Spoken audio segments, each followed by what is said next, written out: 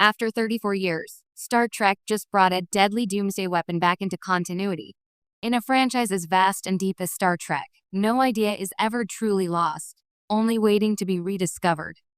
And now, after more than 3 decades, Star Trek has unearthed one of its most terrifying weapons, the Doomsday Machine.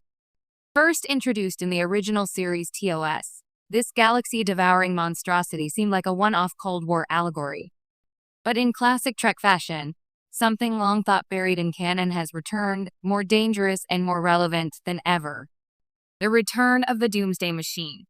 In a jaw-dropping twist in the latest season of Star Trek, Strange New Worlds, Starfleet intelligence intercepts reports of a catastrophic anomaly in a remote sector, a system seemingly devoured overnight. When the USS Enterprise investigates, they come face to face with a nightmare out of history, a second Doomsday Machine.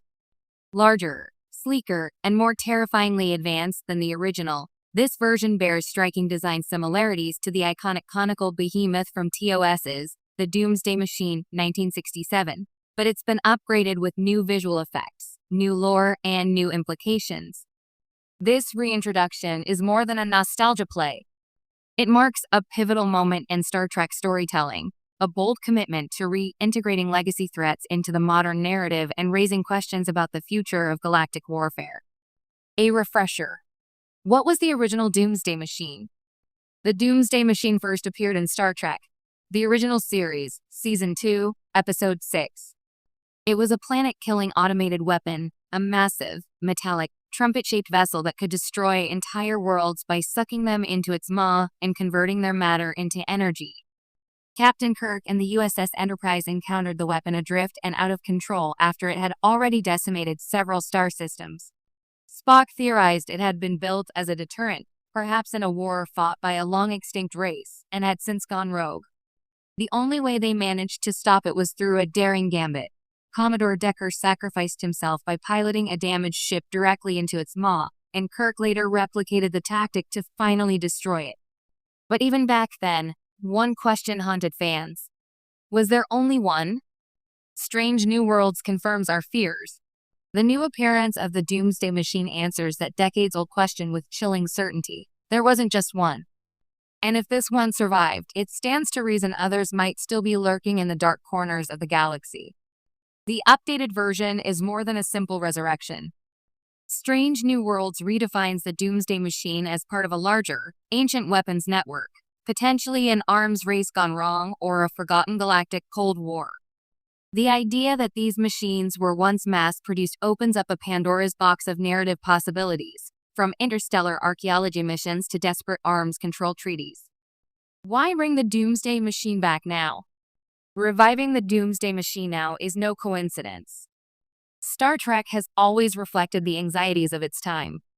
In the 60s, it mirrored Cold War fears.